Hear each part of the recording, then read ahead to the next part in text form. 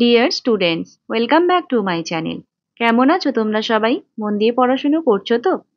আজ আমি তোমাদের সঙ্গে অল সাবজেক্টের একটি প্র্যাকটিস পেপার নিয়ে আলোচনা করব। এখানে থাকবে বেশ কিছু এমসিকিউ এবং তার সাথে সাথে তার ডিটেল এক্সপ্লেনেশন এবং ডিসকাশন। চলো তবে শুরু করা যাক। তোমাদের জন্য রয়েছে একটা অ্যানাউন্সমেন্ট। নার্সিং পাঠশালা থেকে শুরু হচ্ছে online coaching for post basic BSc and MSc nursing students. কি থাকছে আমাদের এই কোচিংয়ে? বছরের শুরুতেই তোমাদেরকে আমরা একটা অ্যানুয়াল প্ল্যানার দেব, যাতে তোমরা বুঝতে পারো যে সারা বছর কিভাবে পড়াশোনা করলে তোমাদের টোটাল সিলেবাসটা কমপ্লিট হবে এবং তার সাথে সাথে তোমরা রিভিশনও করতে পারবে এবং প্র্যাকটিসও করতে পারবে। Subject wise live theory class থাকবে। উইকলি আমরা দুটো করে ক্লাস নেব, যার মধ্যে একটা থাকবে লাইভ ক্লাস এবং আরেকটা থাকবে লাইভ বা recording as per our convenience. শুধু তাই নয়, তার সাথে সাথেই তোমাদেরকে আমরা দেবো লাইভ ক্লাস বা রেকর্ডিং ক্লাসের একটা রেকর্ডিং 24 আওয়ার্সের জন্য তোমাদের কাছে অ্যাভেলেবেল থাকবে, যাতে তোমরা সেই ক্লাসটা আবার একবার দেখে বা দুবার দেখে তোমরা সেটাকে আবার বুঝতে পারো এবং তার সাথে সাথে তোমরা নোটসও বানিয়ে নিতে পারো। Subject wise regular mock test থাকবে, অর্থাৎ প্রত্যেকটা সাবজেক্ট কমপ্লিট হওয়ার সাথে সাথে বা অর্ধেক সাবজেক্ট পড়া হয়ে যাওয়ার পর আমরা সেখান থেকে মক টেস্ট নেব, যাতে তোমাদের প্রোগ্রেসটা ঠিকঠাক হলো কিনা সেটা আমরা বুঝতে পারি। তার সাথে সাথেই কি হবে, এই মক টেস্টের কোশ্চেন অ্যান্সার শুধুমাত্র পরীক্ষা দিয়েই রেখে দিলাম এরকম নয়, সেই কোশ্চেন অ্যান্সার নিয়ে আমরা আলোচনাও করব। ইন্ডিভিজুয়াল প্রোগ্রেস ট্র্যাকিং থাকবে, অর্থাৎ প্রত্যেকটা স্টুডেন্টের ইমপ্রুভমেন্ট ঠিকঠাক মতো হচ্ছে কিনা, পড়াশোনাটা ঠিকঠাক মতো হচ্ছে কিনা বা সে ফাঁকি দিচ্ছে কিনা, বা পড়াশোনাটা ঠিকঠাক মতো বুঝতে পারছি কিনা সেটাও আমরা ট্র্যাক করব। Interactive session for better understanding, অর্থাৎ শুধুমাত্র আমি পড়িয়ে দিয়ে চলে গেলাম এবং তারপরে আর তোমাদের সাথে কোনো ইন্টারাকশন হলো না, এরকমটা হবে না। প্রত্যেকটা সেশন ইন্টারঅ্যাক্টিভ হবে, অর্থাৎ আমার পড়ানোর সাথে সাথেই তোমরা সেটা বুঝতে পারলে কিনা বা তোমাদের কোনো কনফিউশন রয়ে গেল কিনা সেটা কিন্তু ক্লিয়ার করা হবে এবং তার সাথে সাথে কোশ্চেন অ্যান্সার সঙ্গে সঙ্গে চলতে থাকবে, যাতে তোমরা কোনোভাবে ইনঅ্যাটেন্টিভ না হয়ে পড়ো। Personalize attention with small batch sizes, অর্থাৎ ব্যাচের সাইজগুলোকে ছোট করা হচ্ছে যাতে প্রত্যেককে ইন্ডিভিজুয়ালাইজ অ্যাটেনশন দেওয়া যায়। Separate classes for post basic BSc and MSc nursing students, অর্থাৎ যেহেতু পোস্ট বেসিক এবং এমএসসি নার্সিং এর সিলেবাস অনেকটাই আলাদা এবং কিছু সাবজেক্ট এক্সট্রা রয়েছে এমএসসি নার্সিং এর জন্য, সেই কারণে সেপারেট ব্যাচ করে দেওয়া হয়েছে, যাতে কিনা তোমাদের টোটাল সিলেবাস আমরা ঠিকঠাক মতো কভার করতে পারি এবং তোমাদের আন্ডারস্ট্যান্ডিংটাও ভালো হয়। প্রি বুকিং অফার চলছে 31 জুলাই পর্যন্ত, তাই তোমরা যারা এই কোচিং এ জয়েন করতে চাও, যারা সারা বছর ধরে পড়াশোনা করতে চাও এবং নিজেদেরকে ইমপ্রুভ করতে চাও এবং সামনের বছর অবশ্যই পোস্ট বেসিক বা এমএসসি নার্সিং এর একটা ভালো র্যাঙ্ক করতে চাও, তারা কিন্তু এই কোচিং এ জয়েন করতে পারো। ক্লাস স্টার্ট হচ্ছে ফার্স্ট উইক অফ অগাস্ট থেকে। আরো ইনফরমেশনের জন্য ডেসক্রিপশন বক্সে লিঙ্ক দেখে তোমরা হোয়াটসঅ্যাপ করতে পারো এবং আমাদের টিমের সাথে কথা বলতে পারো। চলো তবে আজকের টপিক শুরু করা যাক। আজকের first question. As per the recent WHO classification of dehydration in children, all of the following are type of dehydration except. তাহলে WHO এর যে ক্লাসিফিকেশনে রয়েছে চিলড্রেনদের ক্ষেত্রে ডিহাইড্রেশনের, তার মধ্যে কোনটা পড়ে না?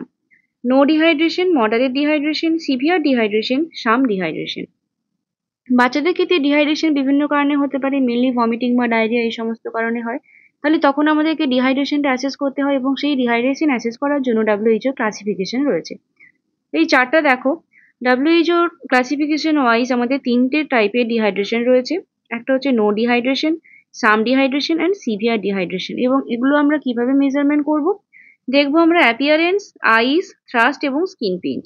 অ্যাপিয়ারেন্সের ক্ষেত্রে বেবি তিন রকমের অ্যাপিয়ারেন্স হয়। একটা হচ্ছে নর্মাল, অর্থাৎ সে নর্মাল রয়েছে এবং নর্মালি অ্যাক্টিভিটি করছে। আরেকটা হচ্ছে সে রেস্টলেস হয়ে রয়েছে এবং ইরিটেবল রয়েছে, এবং আরেকটা ক্ষেত্রে কি হয়, সে ল্যাথার্জিক হয়ে রয়েছে। বেবি ল্যাথার্জিক, তারা কোনো কিছু দিয়ে কোনো ইন্টারেস্ট নেই বা কোনো কিছু করছে না। তাহলে এই তিনটে রকমের হতে পারে। আইসের ক্ষেত্রে কি কি হয়, নর্মাল আইস হয়, একটা শাঙ্কেন হয়, একটা হয় ভেরি শাঙ্কেন। থ্রাস্টের ক্ষেত্রে কি হয়, একটা নর্মাল থ্রাস্ট থাকে, অর্থাৎ নর্মালি ড্রিঙ্ক করছে ওয়াটার বা কোনো ফ্রুট জুস। আর একটা ক্ষেত্রে কি হয়, থ্রাস্টি হয়ে রয়েছে এবং ইগারলি সে খাচ্ছে জল। আর একটা ক্ষেত্রে কি হচ্ছে, যে ড্রিঙ্কস পোরলি, অর্থাৎ সে খেতে পারছে না, মানে তার তেষ্টা হয়তো রয়েছে কিন্তু সে ফিড করতে পারছে না। আর একটা হচ্ছে স্কিন পিন, যেখানটা তোমার স্কিন নর্মালি 1 সেকেন্ডের কম সময়েই সেটা নর্মাল হয়ে যাচ্ছে। আর একটা হচ্ছে 10 সেকেন্ড, 1 সেকেন্ড টাইম লাগছে, এবং আরেকটা হচ্ছে 2 সেকেন্ড বা তার থেকে বেশি সময় লাগছে স্কিনটাকে আবার নর্মাল হওয়ার জন্য। তাহলে WHO এর আন্ডারে কি কি ক্লাসিফিকেশন ও ডিহাইড্রেশনের? নো ডিহাইড্রেশন, সাম ডিহাইড্রেশন এবং সিভিয়ার ডিহাইড্রেশন। তাহলে এখানটায় অ্যান্সারটা কি হবে? এখানটায় বলেছে কোনটা থাকে না, তাহলে এখানটায় হচ্ছে মডারেট ডিহাইড্রেশনটা থাকে না, তাহলে অ্যান্সার হবে অপশন বি। ক্লিয়ার হলো? নেক্সট চলো। Which of the following is seen in marasmus but not in kwashiorkor? তাহলে kwashiorkor এর মধ্যে কোনটা দেখা যায় না কিন্তু ম্যারাসমাসের ক্ষেত্রে দেখা যায়। অপশন কি কি রয়েছে? Oedema, fatty change in liver, hypoalbuminaemia আর গুড অ্যাপিটাইট। কোয়াশিওকর এবং ম্যারাসমাস হচ্ছে আমার নিউট্রিশনাল ডেফিসিয়েন্সির মধ্যে পড়ে, যেখানটা প্রোটিন এনার্জি ম্যালনিউট্রিশনের মধ্যে পড়ে আমার কোয়াশিওকর এবং ম্যারাসমাস। এদের মধ্যে যদি আমি ডিফারেন্স দেখি তাহলে মেন দেখো ম্যারাসমাসের ক্ষেত্রে কি দেখা যায়। ম্যারাসমাসের ক্ষেত্রে যে বেবির অ্যাক্টিভিটি হয়, অর্থাৎ বেবি যে অ্যাক্টিভ থাকে, সেখানে বেবি কিন্তু থাকে আমার অ্যাক্টিভ, কিন্তু সেখানটাতে কোয়াশিওকরের ক্ষেত্রে বেবি হয়ে যায় ল্যাথার্জিক। ল্যাথার্জি ওকে। এরপরে দেখো যদি আমি অ্যাপেটাইটের দিক থেকে দেখতে পাই কিন্তু অ্যাপেটাইট কিন্তু আমার গুড থাকে ম্যানাসমাসের ক্ষেত্রে, আর এখানটায় কিন্তু বেবি খেতে পারে না, পুওর অ্যাপেটাইট থাকে। এরপরে দেখো লিভারের সাইজ, লিভার সাইজ এখানটায় থাকে নর্মাল, অর্থাৎ ম্যানাসমাসের ক্ষেত্রে নর্মাল লিভার থাকে, যেটা তোমার কোয়াশিওকরের ক্ষেত্রে হয়ে যায় এনলার্জড। এনলার্জড ওকে। এরপরে হচ্ছে তোমার ইডিমা। ইডিমা হচ্ছে তোমার কোয়াশিওকরের ক্ষেত্রে প্রেজেন্ট আর ম্যারাসমাসের ক্ষেত্রে অ্যাবসেন্ট। তাহলে মেইন দুটো তুমি দেখবে যে যেটা ম্যারাসমাসের ক্ষেত্রে থাকে কিন্তু কোয়াশিওকরের ক্ষেত্রে থাকে না, সেটা হচ্ছে যে অ্যাপেটাইট। এটা হচ্ছে তোমার গুড অ্যাপেটাইট, এটা হচ্ছে পুওর অ্যাপেটাইট। আর ইডিমার ক্ষেত্রে এখানটা অ্যাবসেন্ট থাকে ইডিমা, আর এখানটা থাকে প্রেজেন্ট। এটা হচ্ছে আমার ম্যারাসমাসের আর এটা কোয়াশিওকরের। ঠিক আছে, তাহলে এখানটায় কি অ্যান্সার হবে দেখো, oedema, fatty change in liver, hypoalbuminaemia এবং গুড অ্যাপেটাইট। তাহলে ম্যারাসমাসের ক্ষেত্রে দেখা যায় কিন্তু কোয়াশিওকরের ক্ষেত্রে দেখা যায় না। কোনটা হবে তাহলে? Good appetite. কারণ হচ্ছে তোমার অ্যাপেটাইটটা ম্যানাসমাসের ক্ষেত্রে প্রেজেন্ট থাকে বা গুড থাকে এবং কোয়াশিওকরের ক্ষেত্রে পোর হয়, তাহলে এখানটা অ্যান্সার হলো গুড অ্যাপেটাইট। ক্লিয়ার হলো? নেক্সট চলো। After birth the umbilical vein collapses and forms. তাহলে বেবির বার্থের পরে অনেক রকমের চেঞ্জ হয় তোমার সার্কুলেটরি সিস্টেমে। তাহলে এখানে আমার জানতে চেয়েছে যে আম্বিলিক্যাল ভেনটা কোলাপস হয়ে কি তৈরি করে। কি কি অপশন রয়েছে? Ligamentum আর্টেরিওসাম, ligamentum venosum, ligamentum umbilicus এবং লিগামেন্টাম টেরেস। আফটার বার্থে কি হয়? আম্বিলিক্যাল ভেন কোলাপস হয় এবং সেখান থেকে তৈরি হয় লিগামেন্টাম টেরেস। অ্যান্সার হবে অপশন ডি, লিগামেন্টাম টেরেস। এর সাথে সাথে বলে রাখি যেটা থাকে foramen ovale, foramen oval, foramen oval থেকে হয়ে যায় fossa ovalis, fossa ovalis. Ductus venosus, ductus venosus, ductus venosus থেকে কি হয়? Ligamentum venosum, ligamentum venosum. এরপরে হচ্ছে ডাক্টাস আর্টেরিওসাস, সেখান থেকে কি হয়? লিগামেন্টাম আর্টেরিওসাম।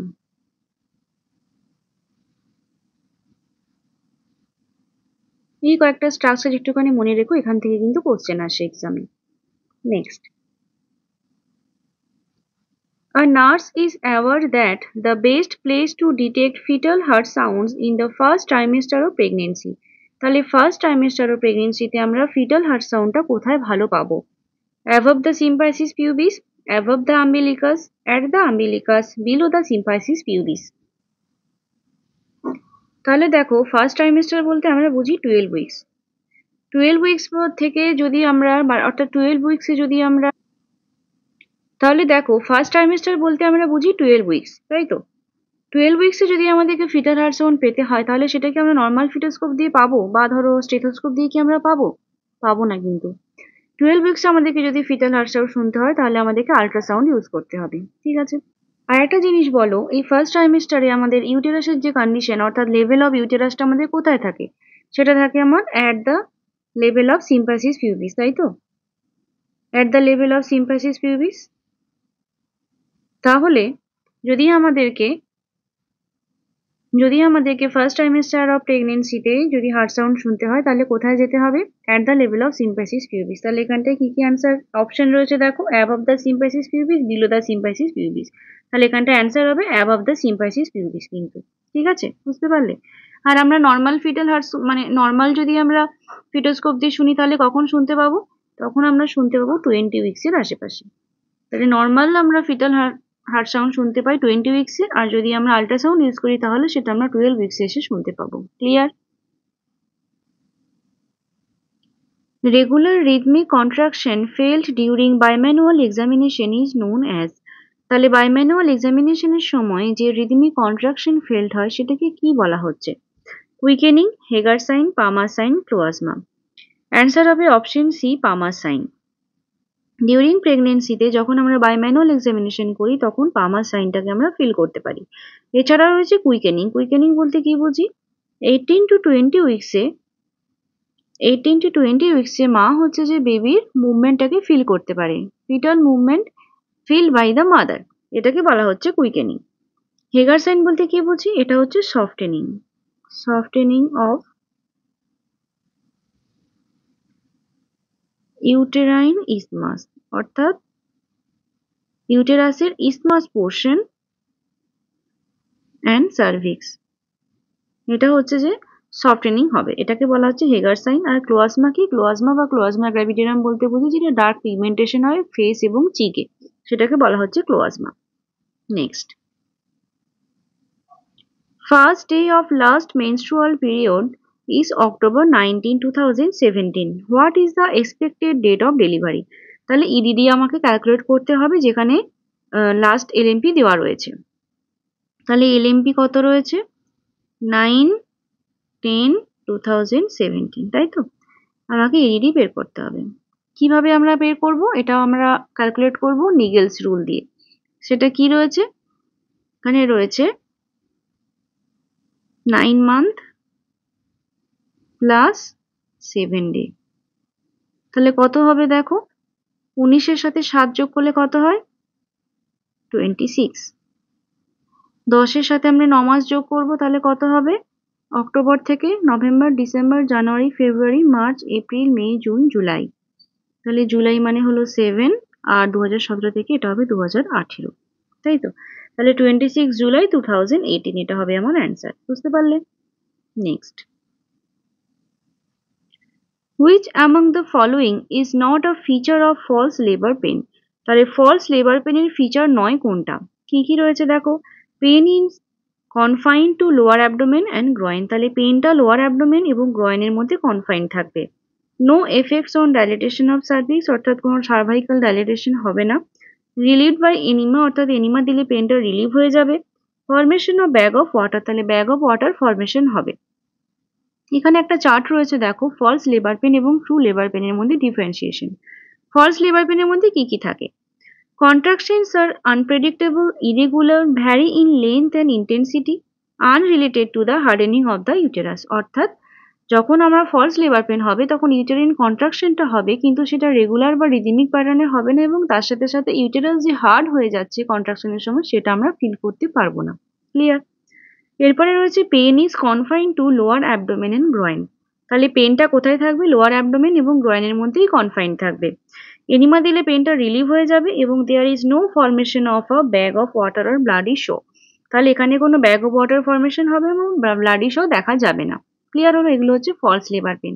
ট্রু লেবার পেনের ক্ষেত্রে কি হচ্ছে?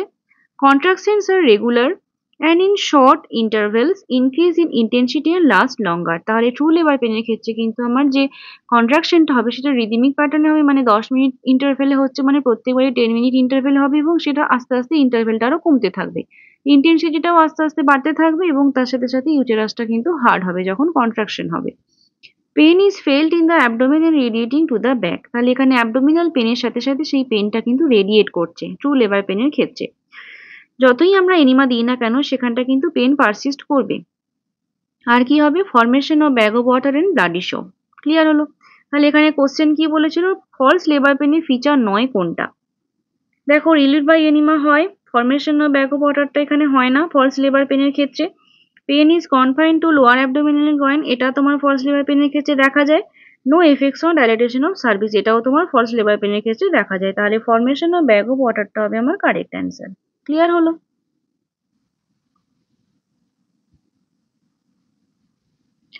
Which of the following sexually transmitted diseases has a bacterial origin? তাহলে কোন এসটিডিটা আমার ব্যাকটেরিয়াল অরিজিন থেকে হয়? সিফিলিস, হেপাটাইটিস বি, ট্রিকোমোনাস ভ্যাজাইনাইটিস আর স্ক্যাবিস। তাহলে দেখো সিফিলিসের পজিটিভ এজেন্ট কি? সিফিলিস হচ্ছে আমার ট্রিপোনিমা প্যালিডাম, ট্রিপোনিমা প্যালিডাম। হেপাটাইটিস বি হচ্ছে আমার এইচআইভি ভাইরাস। ট্রিকোমোনাস ভ্যাজানাইটিস হচ্ছে ট্রিকোম্যানিওসিস, ট্রিকোমোনিয়াসিস।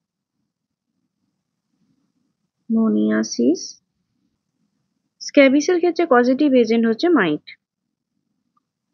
তাহলে এখানটায় সিফিলিস ট্রিপোনিমা প্যালিডাম যেটা, এটা হচ্ছে আমাদের ব্যাকটেরিয়া। তাহলে এখানে আমাকে জিজ্ঞেস করেছিল যে ব্যাকটেরিয়াল অরিজিনের জন্য কোন ডিজিজ হয়, তাহলে এখানটা অ্যান্সার কি হবে? অ্যান্সার হবে syphilis. When the fetus is dead and retained inside the uterus for a variable period is called as, তাহলে fetus already dead এবং সেটা কিন্তু inside of uterus রয়ে গেছে কিছুটা সময়ের জন্য, সেটাকে কি বলবো? Missed miscarriage, incomplete miscarriage, complete miscarriage, inevitable miscarriage। যখন ফিটাস অলরেডি ডেড এবং ইনসাইড দ্য ইউটেরাসে কিছুটা সময়ের জন্য রয়ে যাচ্ছে, অর্থাৎ বোঝা যাচ্ছে না যে মিসক্যারেজ হয়েছে বা অ্যাবর্শন হয়েছে, তখন সেটাকে বলা হয় মিসড মিসক্যারেজ। তাহলে এখানে অ্যান্সার হবে মিসড। ইনকমপ্লিট মিসক্যারেজ কখন বলবো?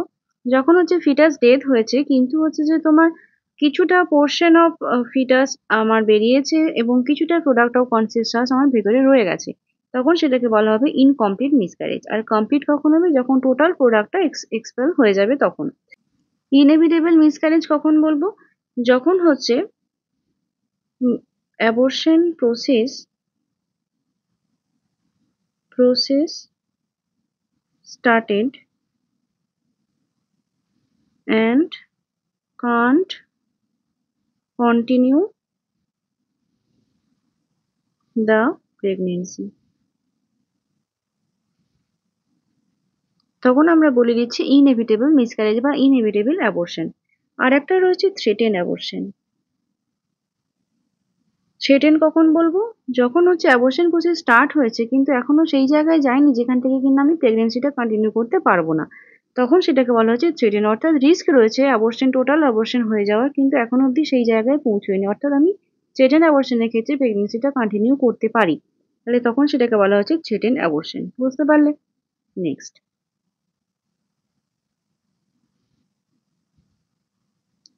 Mrs. Gowri on assessment shows the following behavior: maintaining rigid posture, being mute, hears God's voice, repeating the phrases. These are the characteristics of, তাহলে এখানে চারটে ফিচার দিয়েছি, এগুলো কিসের feature? Paranoid schizophrenia, undifferentiated schizophrenia, catatonic schizophrenia আর residual schizophrenia. সিজোফ্রেনিয়ার উপরে আমার টোটালি একটা আলাদা সেপারেট ভিডিও রয়েছে, তোমরা ওটা চাইলে দেখতে পারো যারা এখনো দেখোনি। এখানে দেখো, মেনটেনিং রিজিড পশ্চারকে আমরা কি বলি? একে বলা হচ্ছে ক্যাটাপ্লেক্সি। বিং মিউট অর্থাৎ মিউটিজম। হিয়ার্স গডস ভয়েস মানে এটা হচ্ছে তোমার অডিটরি হ্যালুসিনেশন, এবং তার সাথে রিপিটিং দ্য ফ্রেজেস বলতে বোঝায় ইকোলেলিয়া। তাহলে এই ক্যাটাপ্লেক্সি, মিউটিজম বা ইকোলেলি এগুলো কোথায় দেখা যায়? মোটর বিহেভিয়ারে যখন চেঞ্জ হয় তখন সেটাকে আমরা বলি ক্যাটাটোনিক সিজোফ্রেনিয়া। তাহলে এখানটা অ্যান্সার কি হবে? Catatonic schizophrenia. প্যারানয়েড সিজোফ্রেনিয়ার ক্ষেত্রে মেন ফিচার্স কি থাকে? সেটা হচ্ছে তোমার সাসপিসিয়াসনেস থাকে। Next, what is total score in mini mental status examination? Mini mental status এক্সামিনেশনে টোটাল স্কোর কত? 25, 30, 32, 35।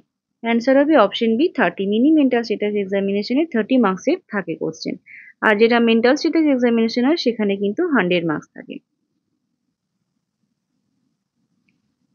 Identity versus role confusion is the task of which stage of development according to Erik Erikson? তাহলে Eric এরিকসনের কথা অনুযায়ী identity versus role কনফিউশনটা হচ্ছে কোন stage of ডেভেলপমেন্টের মধ্যে পড়ছে? Toddler, preschool, adolescent and adult. Erik এরিকসনের যে স্টেজেস অফ ডেভেলপমেন্ট রয়েছে তাতে ইনফ্যান্সিতে রয়েছে, ইনফ্যান্সি অর্থাৎ 0 to 1 ইয়ার্স অফ এজের ক্ষেত্রে রয়েছে ট্রাস্ট ভার্সাস মিসট্রাস্ট, অর্থাৎ এখানটা আমার ট্রাস্ট ডেভেলপমেন্ট হচ্ছে। এরপরে রয়েছে আর্লি চাইল্ডহুড বা টডলার। টডলারের ক্ষেত্রে কি থাকে? টডলারের ক্ষেত্রে থাকে অটোনমি ভার্সাস সেম, অর্থাৎ অটোনমি ক্রিয়েট হবে বা তার একটা সেম চলে আসবে। তারপরে থাকছে প্রি স্কুল চাইল্ড, প্রি স্কুলের ক্ষেত্রে থাকছে ইনিশিয়েটিভ ভার্সাস গিল্ড, এবং তারপরে হচ্ছে স্কুল এজ। স্কুলেজের ক্ষেত্রে দেখা যাচ্ছে ইন্ডাস্ট্রি ভার্সাস ইনফেরিয়রিটি। তারপরে আসছি আমরা অ্যাডোলেসেন্স। অ্যাডোলেসেন্স এজ গ্রুপের ক্ষেত্রে আসছে আইডেন্টিটি ভার্সাস রোল কনফিউশন, অর্থাৎ সে একটা নিজের আইডেন্টিটি তৈরি করার চেষ্টা করবে বা তার রোল কনফিউশন হতে পারে। তারপরে থাকছে early adulthood. Early adulthood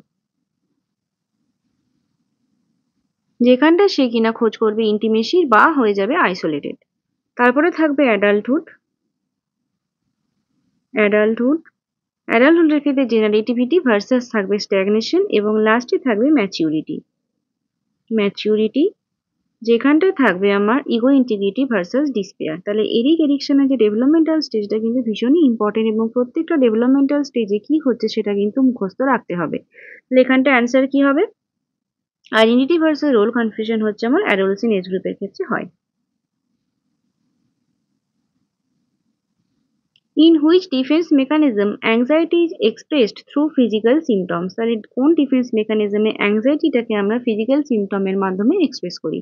defence মেকানিজমের উপরেও একটা সেপারেট ভিডিও রয়েছে আমার ইউটিউব চ্যানেলে, তোমরা কিন্তু দেখতে পারো। এখানে অ্যান্সার কি কি রয়েছে দেখো, প্রজেকশন, রিগ্রেশন, কনভার্সন আর হাইপোকন্ড্রিয়াসিস। কোনটা কি বলতো? প্রজেকশন বলতে আমরা বুঝি নিজের দোষটা আমি দেখবো না এবং সেটাকে অন্যের উপরে চাপিয়ে দেবো, অর্থাৎ আমি কিছু পারছি না বা করছি না মানে সেটা আমার জন্য নয়, সেটা অন্য কারো কারণে হচ্ছে না, এটা হচ্ছে প্রজেকশন। রিগ্রেশন বলতে আমরা কি বুঝি? রিগ্রেশনের ক্ষেত্রে আমরা কি করি, প্রেজেন্ট প্যাটার্ন অফ বিহেভিয়ার থেকে আমরা পাস্ট লেভেল অফ বিহেভিয়ারে চলে যাই, অর্থাৎ এখন আমরা ম্যাচিউরড এবং সেখান থেকে আমরা ম্যাচিউরিটি না দেখে কি করবো, আমরা টেম্পার ট্যান্ট্রাম দেখাবো এবং চাইল্ড লাইক বিহেভিয়ার করবো, সেটাকে আমরা বলছি রিগ্রেশন। কনভার্সনের ক্ষেত্রে কি হয়? কনভার্সনের ক্ষেত্রে কিন্তু যে নিজের মধ্যে যে অ্যাংজাইটি রয়েছে বা যে কনফ্লিক্টটা রয়েছে সেটা কিন্তু ফিজিক্যাল ডিসএবিলিটির মাধ্যমে প্রকাশ পায়, এবং সেটা কিন্তু পেশেন্ট নিজে থেকে করে না, সেটা কিন্তু ফিজিক্যাল সিমটমের মাধ্যমে দেখা যায়। এবং এখানটায় কোনো কোনো ক্ষেত্রে নিউরোলজিক্যাল সিমটমও দেখা যায়, এবং মুভমেন্ট সেন্স বা অন্য কোনো ফিজিক্যাল সিমটম কিন্তু তুমি এখানটায় দেখতে পাবে। তাহলে এখানটায় যেটা কোশ্চেন ছিল, anxiety express through physical symptom, এখানটা অ্যান্সার হবে অপশন সি, কনভার্সেন। আর হাইপোকন্ড্রিয়াসিস কি? হাইপোকন্ড্রিয়াসিসে পেশেন্টের মনে হবে যে আমার কোনো সিরিয়াস ডিজিজ রয়েছে, কিন্তু যেটা কিন্তু কোনো মেডিকেল এক্সামিনেশন দ্বারা তুমি প্রুভ করতে পারবে না, সেটাকে বলা হচ্ছে hypochondriasis. Next, what is the condition in which children is pulling out hair? তাহলে বাচ্চারা যখন চুলটাকে টেনে টেনে ছিঁড়বে তখন সেটাকে কি বলা হয়? Trichotillomania, acrophobia, imipramine, olanzapine. এখানটা অ্যান্সার হবে অপশন এ, ট্রিকোটিলোমেনিয়া। বেবির যে পুলিং আউট অফ হেয়ার সেটাকে বলা হয় ট্রিকোটিলোমেনিয়া। আর অ্যাক্রোফোবিয়া কি? অ্যাক্রোফোবিয়া হচ্ছে fear of height.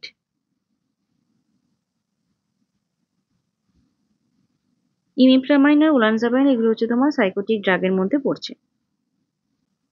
Cold caloric test use to check the functioning of test. তাহলে কোল্ড ক্যালোরি টেস্ট কিসের ফাংশনিং চেক করার জন্য করা হয়ে থাকে? Heart, hypothalamus, brain stem, pons. Cold caloric test use করা হয় ব্রেন স্টেমের ফাংশনিং ঠিকঠাক রয়েছে কিনা চেক করার জন্য, এবং এখানটায় আমরা কি করি, ডিফারেন্সেস ইন টেম্পারেচার ইউজ করা হয় অকাস্টিক নার্ভের ড্যামেজ আছে কিনা চেক করার জন্য। কি নার্ভ বললাম? অকাস্টিক নার্ভ।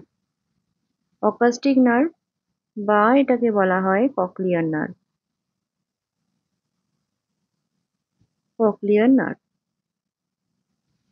এই নার্ভটা আমাদের হিয়ারিং এবং ব্যালেন্স এর জন্য রেসপন্সিবল। তাহলে এখানে অ্যান্সার হলো brain stem. Next, what is the term used for normal respiratory rhythm and depth in a client? তাহলে নর্মাল রেসপিরেটরি রিদম এবং ডেপথটাকে কি বলা হয়? ইউপনিয়া, অ্যাপনিয়া, ব্র্যাডিপনিয়া, ট্যাকিপনিয়া। সবাই জন্য ভীষণই ইজি কোশ্চেন, অ্যান্সার হবে অপশন এ, ইউপনিয়া। অ্যাপনিয়া বলতে আমরা কি বুঝি? অ্যাপনিয়া হচ্ছে সিজেশন অফ ব্রিদিং। ব্র্যাডিপনিয়া অর্থাৎ যখন ব্রিদিং এর রেটটা আমার কম হয়ে যাচ্ছে তখন থেকে ব্র্যাডিপনিয়া বলছে, আর ট্যাকিপনিয়া হচ্ছে যখন বেশি হচ্ছে। কম আর বেশি বলতে কত হচ্ছে বলো তো? নর্মাল হয়ে যায় যখন আমরা বলি 12 to 20, ঠিক আছে, এবং যখন হচ্ছে যে 12 এর থেকে কম হচ্ছে তখন হয়ে যাবে ব্র্যাডিপনিয়া, আর মোর দেন 20 যখন হবে তখন সেটা হবে tachypnoea. Clear? Next, which of the following situation is considered as an intentional টট? ইন্টেনশনাল টটের মধ্যে কোন সিচুয়েশনটা পড়ছে? Nurse miscounts the gauze pads during a surgery. Nurse divulges private information about the patient to media. Nurse causes a burn when applying a warm shock to legs. Nurse fails to monitor blood pressure when administering an antihypertensive drugs. Todd বলতে আমরা কি বুঝি? যখন হচ্ছে যে আমরা পেশেন্টের আমাদের কোনো অ্যাক্টের কারণে যখন পেশেন্টের কোনো হার্ম হচ্ছে সেটাকে আমরা টড বলছি এবং সেটা ইন্টেনশনালও হতে পারে এবং আনইনটেনশনালও হতে পারে। এবারে যেখানটায় নার্স মিসকাউন্ট করছে গজের সার্জারির সময় গজের মিসকাউন্ট হলো, বা ধরো তুমি ওয়ার্ম শোকিং দিতে গিয়ে তোমার সেখানটায় বার্ন হয়ে গেল, বা তোমার হচ্ছে যে তুমি হাইপারটেনসিভ ড্রাগ দেওয়ার আগে বিপি চেক করলে না, এগুলো সবই কিন্তু নেগলিজেন্সির মধ্যে পড়ছে। আর এখানটায় দেখো nurse divulges private information about the patient to media, অর্থাৎ নার্স কি করছে নিজে থেকেই পেশেন্টের ইনফরমেশনটা মিডিয়াতে দিচ্ছে, প্রাইভেট ইনফরমেশন মিডিয়াতে দিচ্ছে, অর্থাৎ এটা হয়ে যাচ্ছে আমার ইন্টেনশনাল ডট। ঠিক আছে, তাহলে এখানটা কি হবে অ্যান্সার? Option B. আর এই যে নেগলিজেন্স এবং ম্যালপ্র্যাকটিস এটা হয়ে যাচ্ছে আনইনটেনশনাল ডট। তাহলে আনইনটেনশনাল ডট এর মধ্যে আমার পড়ে যাবে কি কি? Negligence and malpractice. ম্যালপ্র্যাকটিস অর্থাৎ যখন আমরা কোনো একটা প্রসিডিওর বা কোনো কিছু যেটা স্ট্যান্ডার্ড রয়েছে সেই স্ট্যান্ডার্ড মেনটেন করে করছি না, তখন সেটাকে বলা হবে ম্যালপ্র্যাকটিস। আর নেগলিজেন্স কোনটা? আমরা স্ট্যান্ডার্ড মেনটেন করছি না বলে ম্যালপ্র্যাকটিস, এবং প্র্যাকটিস করতে করতে যখন কোনো ভুল করছি বা প্র্যাকটিস করতে করতে যখন আমার মানে আমি কেয়ার করছি না বলে ভুল হয়ে যাচ্ছে, তখন সেটা হয়ে যাচ্ছে নেগলিজেন্স। বুঝতে পারলে? আর ইন্টেনশনাল ডটের মধ্যে কোনগুলো পড়ে? যেমন অ্যাসল্ট হলো, ব্যাটারি হলো, এগুলো হচ্ছে তোমার intentional dot. Clear? Next, translating the message into verbal and non-verbal symbols to communicate the receiver means, অর্থাৎ যখন কোনো মেসেজ আমরা ভার্বাল এবং নন ভার্বাল সিম্বলে ট্রান্সফার করব এবং সেটাকে রিসিভারের কাছে পাঠাবো, তখন সেটাকে কি বলছে? Encoding, decoding, channel, feedback. অর্থাৎ এখানে যে কমিউনিকেশনটা যেটা হচ্ছে সেটার প্রসেসটা জানতে চেয়েছে। তাহলে প্রথমে কমিউনিকেশনের ক্ষেত্রে প্রথমে একজন থাকে সেন্ডার, অর্থাৎ যে ইনফরমেশন দিচ্ছে, আর এদিকে থাকবে রিসিভার যে ইনফরমেশন রিসিভ করছে। ঠিক আছে, এবং এই যে কমিউনিকেশনটা যে হবে সেটার জন্য একটা চ্যানেল থাকবে। ঠিক আছে, একটা চ্যানেলের মাধ্যমে কমিউনিকেশন হবে, সেটা ভার্বাল কমিউনিকেশন হতে পারে, ফোনের মাধ্যমে কমিউনিকেশন হতে পারে, রিডিং এর মাধ্যমে অর্থাৎ মেল পাঠালাম বা একটা মেসেজ করলাম তার মাধ্যমে হতে পারে। এবারে আমি যে মেসেজটা পাঠাচ্ছি সেটা কিভাবে পাঠাবো? যদি আমি কথা বলি তাহলে কথার মাধ্যমে বলছি, যদি আমি লিখে পাঠাই তাহলে সেটা একটা লেখার মাধ্যমে দিচ্ছি, বা হচ্ছে যে ধরো কোনো একটা সিম্বলের মাধ্যমে বোঝাচ্ছি, বিভিন্ন রকম ভাবে হতে পারে। এই যে আমার মেসেজটাকে আমি একটা সিম্বলে বা কোনো কিছুর মাধ্যমে পাঠাচ্ছি, সেই প্রসেসটাকে বলা হচ্ছে এনকোডিং। অর্থাৎ এনকোডিং, এনকোডিং অর্থাৎ আমি আমার মেসেজটাকে এনকোড করে দিলাম, তারপরে সেটা আমি চ্যানেলের মাধ্যমে পাঠিয়ে দিলাম, রিসিভার সেটাকে রিসিভ করলো এবং তারপরে সে কি করবে? সেটাকে ডিকোড করবে, এবং ডিকোড করে সে সেই মেসেজটাকে এবার রিসিভ করে এবং সেটাকে সে বুঝবে। অর্থাৎ আমি একটা সিম্বলিক ইন্টারপ্রিটেশনের মাধ্যমে মেসেজটাকে পাঠালাম, আমি যেটাকে ট্রান্সফার করলাম, সেন্ডার যেটা করলো সেটা হচ্ছে এনকোডিং, এবং রিসিভার যেটা বোঝার জন্য যেটা ট্রান্সলেট করলো সেটাকে হচ্ছে আমার ডিকোডার বা ডিকোডিং, ডিকোড করা বা ডিকোডিং করা। ঠিক আছে, এখানে কি জানতে চেয়েছে? ভার্বাল থেকে নন ভার্বাল সিম্বলে যে কমিউনিকেট করছে দ্য রিসিভার, মানে আমি যে পাঠাচ্ছি ট্রান্সলেট করে রিসিভারের কাছে, সেটা কি? তাহলে এটা কি হবে? এটা হচ্ছে আমার এনকোডিং। বুঝতে পারলে? তাহলে সেন্ডার এনকোডিং করে মেসেজটা পাঠাবে রিসিভারের কাছে এবং রিসিভার সেটাকে রিসিভ করার পর ডিকোড করবে। Clear? Next one, the best method to teach a patient any skills such as using inhale is by, তাহলে পেশেন্টকে যখন আমি কোনো স্কিল শেখাবো, যেমন ইনহেলেশন শেখাবো, সেটা আমি কিভাবে বোঝাবো? Lecture, demonstration, discussion, panel section. তাহলে বুঝতেই পারছো, যখন আমি কোনো স্কিল দেখাবো বা কোনো প্রসিডিওর দেখাবো, তোমাকে আমি ইনজেকশন প্রসিডিওর দেখাবো বা তোমাকে আমি ইনজেকশন দেওয়া শেখাবো, বা অন্য কোনো প্রসিডিওর আমি তোমাকে শেখাবো, আমি যদি তোমাকে বলি এটাকে এভাবে এভাবে করো, শুধু মুখে বলে দিলাম যে এইভাবে এভাবে করো, তুমি কি বুঝতে পারবে? নাকি আমি যদি তোমাকে সেটা দেখিয়ে দিই কিভাবে করতে হবে, তুমি সেটা ভালো বুঝবে। তাহলে যখনই কোনো স্কিল আমাকে শেখাতে হবে, সেটা ইনজেকশন প্রসিডিওর হোক বা ইনহেলেশন প্রসিডিওর হোক বা যে কোনো প্রসিডিওর হোক, সেটা একটা রান্নাই হোক না কেন বা যে কোনো জিনিস হোক, যখন আমি কোনো কিছু স্কিল দেখাতে যাব তখন আমাকে সেটাকে করে দেখাতে হবে, অর্থাৎ সেটা হয়ে যাবে ডেমনস্ট্রেশন মেথড। তাহলে এখানটা অ্যান্সার কি হবে? ডেমনস্ট্রেশন। এই যে লেকচার বা ডিসকাশন বা প্যানেল সেশন, এগুলোর মধ্যে আমরা কি করতে পারি? লেকচারটা ওয়ান ওয়ে হয়, অর্থাৎ টিচার বলছে একদিক থেকে আর স্টুডেন্টরা শুনছে, সেখানে কিন্তু টু ওয়ে কমিউনিকেশন হচ্ছে না। মানে যেমন তোমরা ইউটিউবে ভিডিও দেখছো, এটা হয়ে যাচ্ছে আমার ওয়ান ওয়ে কমিউনিকেশন, আমি লেকচার দিচ্ছি, তোমরা শুধুমাত্র শুনছো। এরপরে যখন হচ্ছে যে আমি তোমাদেরকে কিছু বললাম, তুমি আমাকে কিছু বললে, দুজনের মাধ্যমে ডিসকাশন হলো, অর্থাৎ দুজনের মধ্যে কথোপকথন হচ্ছে, টু ওয়ে কমিউনিকেশন হচ্ছে, সেটা হয়ে যাবে ডিসকাশন। বুঝতে পারলে? আর প্যানেল সেশনের ক্ষেত্রে কি হয়? প্যানেল সেশনের ক্ষেত্রে একটা গ্রুপ অফ পিপল থাকে, যেটা তোমার 7 to 8 মেম্বার সেরকম ভাবে হয়, বা তার থেকে একটু ছোট। তখন কি হয়, সেখানে যে প্যানেল যে মেম্বাররা থাকে, সেই প্যানেলের মেম্বাররা নিজেদের মধ্যে ডিসকাস করে কোনো একটা পার্টিকুলার টপিক নিয়ে, সেটাকে বলা হয় প্যানেল ডিসকাশন। এই হচ্ছে আমার টোটাল 4টে ডিসকাশন, মানে 4টে টপিক। বুঝতে পারলে? তাহলে লেকচার, ডেমনস্ট্রেশন, ডিসকাশন এবং প্যানেল সেশনটা আমি বলে দিলাম। ঠিক আছে, নেক্সট চলো। K bind is given for patients with, K bind কখন দেওয়া হয়? Hypernatraemia, hypokalaemia, hyperkalaemia, hyponatraemia. তাহলে কে বাইন্ড বা কে বাইন্ড স্যাচেট দেওয়া হয় যখন পেশেন্টের হাইপারক্যালেমিয়া হয়, অর্থাৎ পটাশিয়াম লেভেলটা বেশি হয়ে গেছে। পটাশিয়ামের নর্মাল লেভেলটা কত বলো তো? নর্মাল পটাশিয়াম লেভেল হচ্ছে 3.5 থেকে 5 মিলিমোল পার লিটার। ঠিক আছে, এবার যখন 5.5 এর থেকে বেশি হয়ে যাচ্ছে, হাইপার ক্যালেমিয়া হচ্ছে, তখন আমরা দিচ্ছি কে বাইন স্যাচে, সেটাকে আমরা ওরালি দিচ্ছি।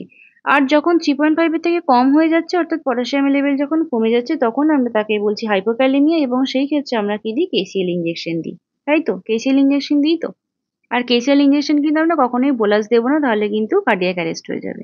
ঠিক আছে, হাইপোন্যাট্রিমা এবং হাইপারন্যাট্রিমিয়ার ক্ষেত্রে কি করা হয়? হাইপোন্যাট্রিমিয়ার ক্ষেত্রে তোমরা সবাই জানো, নর্মাল স্যালাইন দেওয়া হয়, 3% NaCl দেওয়া হয়। আর হাইপারন্যাট্রিমিয়া হলে কি হবে? হাইপারন্যাট্রিমিয়া অর্থাৎ ব্লাডে সোডিয়ামের লেভেলটা অনেক বেড়ে গেছে, তখন আমরা কি করব? ডায়োরেটিক্স দেবো, যাতে ইউরিনের মাধ্যমে সেটা তাড়াতাড়ি বেরিয়ে যায় বডি থেকে, এবং তার সাথে সাথে ইনক্রিজ ইনটেক অফ ওয়াটার বা আইভি ফ্লুইড। ঠিক আছে, এই হচ্ছে আমার 4টে জিনিসের ম্যানেজমেন্ট। নেক্সট চলো। Adequacy of fluid replacement in hypovolemic shock can be assessed through, তাহলে হাইপোভলিমিক শক যখন হচ্ছে, অর্থাৎ বডিতে হাইপোভলিমিয়া কন্ডিশন হয়েছে, এবং তার জন্য আমরা কি করছি? ফ্লুইড রিপ্লেসমেন্ট থেরাপি দিচ্ছি। তাহলে হাইপোভলিমিয়া হয়েছে, ফ্লুইড রিপ্লেসমেন্ট থেরাপি দিচ্ছি, এবং সেই থেরাপিটা আমার অ্যাডিকুয়েট হলো কিনা, অর্থাৎ ফ্লুইড রিপ্লেসমেন্টটা ঠিকঠাক হলো কিনা, সেটা আমরা কিভাবে অ্যাসেস করব? স্কিন টার্গার দেখবো, ইউরিন আউটপুট দেখবো, ব্লাড প্রেশার দেখবো, ডিস্টাল পালস দেখবো। কি দেখবো বলো? কোনটা দেখলে আমরা ঠিকঠাক মতো বুঝতে পারবো যে আমার ফ্লুইড রিপ্লেসমেন্টটা ঠিকঠাক হয়েছে? স্কিন টার্গার এবং ইউরিন আউটপুটের মধ্যে কোনটা আমাদের ফ্লুইড রিপ্লেসমেন্ট আমরা বেটার বুঝতে পারবো? স্কিন টার্গারের ক্ষেত্রে কি হয় দেখো, স্কিন টার্গার কিন্তু মেনলি হাইড্রেশন স্ট্যাটাসটাকে ইন্ডিকেট করে, কিন্তু এটা ইউরিন আউটপুটের মতো অতটা কিন্তু রিলায়েবল নয় ফ্লুইড রিপ্লেসমেন্ট বোঝার জন্য। কারণ দেখো, এজের ক্ষেত্রে স্কিন ইলাস্টিসিটিটা কিন্তু চেঞ্জ হয়ে যায়, অর্থাৎ একটা এজেড পেশেন্টের স্কিন ইলাস্টিসিটি কম, একটা কম বয়স্ক পেশেন্টের স্কিন ইলাস্টিসিটি বেশি, তাহলে সেক্ষেত্রে তুমি স্কিন টার্গার দেখে বুঝতে পারবে না যে তার রিপ্লেসমেন্ট ঠিকঠাক হয়েছে কিনা। কিন্তু তুমি যদি ইউরিন আউটপুট দেখো, ইউরিনটা আউটপুট তখনই ভালোভাবে হবে যদি তোমার বডিতে অ্যাডিকুয়েট ফ্লুইড রিপ্লেসমেন্ট হয়, অর্থাৎ ফ্লুইড অ্যাডিকুয়েট হলে তবেই ইউরিন প্রোডাকশন হবে, এবং তখনই তুমি ইউরিন আউটপুট দেখতে পাবে। তাহলে ফ্লুইড রিপ্লেসমেন্ট ঠিকঠাক হয়েছে কিনা, তার জন্য বেস্ট মেজারমেন্ট হচ্ছে আমার ইউরিন আউটপুট। ঠিক আছে, বুঝতে পারলে? তাহলে এখানটা অ্যান্সার হবে option B. Next, the process of assessing patients who come to emergency department and determining the management priorities called, তাহলে এমার্জেন্সিতে যে পেশেন্টরা আসছে তাদের যে কন্ডিশনটাকে আমরা অ্যাসেস করবো, এবং তার সেই ওয়াইজ যে প্রায়োরিটি ওয়াইজ যে ম্যানেজমেন্ট দেবো, সেই প্রসেসটাকে কি বলে? মিরেজ, ট্রায়েজ, লাভাজ আর কোলাজ। কি হবে অ্যান্সার বলো? অ্যান্সার হবে ট্রায়াজ। তোমরা সবাই জানো আমরা এমার্জেন্সি সিচুয়েশনে ট্রায়াজ ইউজ করে থাকি, যেখানে আমরা কালার কোডিং করে করে পেশেন্টদেরকে পেশেন্টদের কন্ডিশন ওয়াইজ তাদেরকে কালার কোডিং করি, এবং সেই ওয়াইজ তাদেরকে ট্রিটমেন্ট দিয়ে থাকি। মিরাজ বলতে আমরা কি বুঝি? মিরাজ বলতে বোঝায় একটা অপটিক্যাল ইলিউশন, যেটা তোমার অ্যাটমসফিয়ারিক কন্ডিশনের জন্য হতে পারে, অর্থাৎ রিফ্র্যাকশন অফ লাইটের কারণে তোমার যখন অপটিক্যাল ইলিউশন হচ্ছে, তখন সেটাকে বলা হচ্ছে মিরাজ। তাহলে এটা হচ্ছে আমার optical illusion. Optical illusion due to atmosphere. লাভাজ বলতে তোমরা সবাই জানো, যখন কোনো কিছু থেকে মানে বডির কোনো ক্যাভিটি থেকে যখন কিছু বার করা হয়, যেমন আমরা গ্যাস্ট্রিক লাভাজ করি, অর্থাৎ গ্যাস্ট্রিক লাভাজ, গ্যাস্ট্রিক কন্টেন্টটাকে আমরা বাইরে বার করছি, সেটাকে বলা হচ্ছে লাভাজ। কোলাজ বলতে আমরা কি বুঝি? কোলাজ মানে অনেক কিছু জিনিস যখন একত্রে করছি, যেমন আমরা ফটো কোলাজ বানাই, সেরকমই বিভিন্ন জিনিসপত্র যখন একসাথে রাখো তখন সেটাকে কোলাজ বলে, যেটার সাথে মেডিকেলের কোনো রিলেশন নেই। তাই তো? তাহলে এখানটা অ্যান্সার কি হলো? ট্রায়াজ। নেক্সট চলো। Nurse giving oxygen therapy should know that it has to be humidified because, তাহলে এক কথায় বলতে গেলে নার্স যে অক্সিজেন থেরাপি দিচ্ছে সেটাকে হিউমিডিফাই করে কেন দিচ্ছে, অর্থাৎ আমরা অক্সিজেন কেন ময়েস্ট দিই, ময়েস্ট উডু কেন দিই, আমরা নর্মালি অক্সিজেন আমরা কেন দিই না। Oxygen is a hot air and it may burn trachea. Oxygen is a dry gas and thickens the mucus. Oxygen gets cleaned of pathogens by humidification. Oxygen is easily absorbed because humidification adds H ion to it. কি হবে answer বলো? Everyday আমরা কাজ করতে গিয়ে হসপিটালে পেশেন্টদেরকে oxygen দিয়ে থাকি, তাহলে অক্সিজেন আমরা কেন ময়েস্ট দিই? কারণ অক্সিজেন হচ্ছে একটা ড্রাই গ্যাস এবং এটা মিউকাসকে থিকেন করে দেয়। তাহলে এখানটা অ্যান্সার হবে option B. Warfarin or comadin toxicity can be treated with, তাহলে ওয়ারফারিন টক্সিসিটি হলে আমরা কিভাবে ট্রিটমেন্ট করব, অর্থাৎ ওয়ারফারিনের অ্যান্টিডোট কি জানতে চেয়েছে। ফাইটোমেনাডিয়ন বা ভিটামিন কে, প্রোটামিন সালফেট, অ্যাসিটাইলসিস্টিন আর হেপারিন। কি হবে অ্যান্সার বলো? ভীষণ ইজি কোশ্চেন, তোমরা সবাই জানো এটার অ্যান্সার। তাহলে এখানে অ্যান্সার কি হবে? ওয়ারফারিনের অ্যান্টিডোট হচ্ছে ভিটামিন কে বা ফাইটোমেনাডিয়ন। আর প্রোটামিন সালফেট কার বলো তো? প্রোটামিন সালফেট হচ্ছে হেপারিন। হেপারিনের অ্যান্টিডোট হলো প্রোটামিন সালফেট। অ্যাসিটাইলসিস্টিন কার অ্যান্টিবায়োটিক, মানে সরি কার অ্যান্টিডোট? এটা হচ্ছে তোমার পিসিএম পয়জনিং হলে আমরা অ্যাসিটাইলসিস্টিন দিয়ে থাকি, ইন অ্যাসিটাইলসিস্টিন দিই। আর হেপারিনের ক্ষেত্রে তো বললাম, হেপারিনের যদি টক্সিসিটি হয় তাহলে তখন হচ্ছে যে আমরা প্রোটামিন সালফেট ইউজ করি। ঠিক আছে, next. Which condition occurs due to the congenital absence of parasympathetic ganglionic nerve cells in the colon? তাহলে কোলনের যদি parasympathetic ganglionic nerve cell absent থাকে তাহলে কোন কনজেনিটাল ডিজিজ হয়? Volvulus, Hirschsprung's disease, intestinal obstruction, meconium ileus. এই কোশ্চেনের অ্যান্সারটাও তোমরা সবাই জানো। হার্সপ্রাং ডিজিজ হচ্ছে তোমার absence of parasympathetic ganglionic nerve cell in the colon, তাই তো? তাহলে এখানটা অ্যান্সার কি হবে? Option B, Hirschsprung disease. তোমাদের জন্য একটা homework. Which of the following technique during IM injection helps to prevent the leakage of medication from the tissues? তাহলে কোন টেকনিক ইউজ করলে আমরা আইএম ইনজেকশনের ক্ষেত্রে মেডিকেশনের লিকেজটাকে প্রিভেন্ট করতে পারবো? Messaging the skin with antiseptic solution before injection, অর্থাৎ injection দেওয়ার আগে আমরা অ্যান্টিসেপটিক সলিউশন দিয়ে স্কিনটাকে ম্যাসাজ করব। স্ট্রেচিং দ্য স্কিন, অর্থাৎ স্কিনটাকে স্ট্রেচ করব। Administration at an angle of 90, অর্থাৎ 90 ডিগ্রি অ্যাঙ্গেলে আমরা অ্যাডমিনিস্ট্রেশন করবো ইনজেকশন। আর স্লো পুশ অফ ইনজেকশন, ইনজেকশনটাকে আমরা স্লো পুশ করবো। তাহলে এই কোশ্চেনের অ্যান্সারটা তোমাদের কি হবে বলে মনে হচ্ছে তোমরা আমায় কমেন্ট করে জানিও। ওকে, থ্যাংক ইউ সবাইকে পুরো ভিডিওটা দেখার জন্য। ভালো লাগলে লাইক, কমেন্ট ও শেয়ার করো। খুব তাড়াতাড়ি দেখা হবে আরও একটি ভিডিও নিয়ে। তোমরা সবাই খুব ভালো থাকবে এবং মন দিয়ে পড়াশোনা করবে। Bye bye.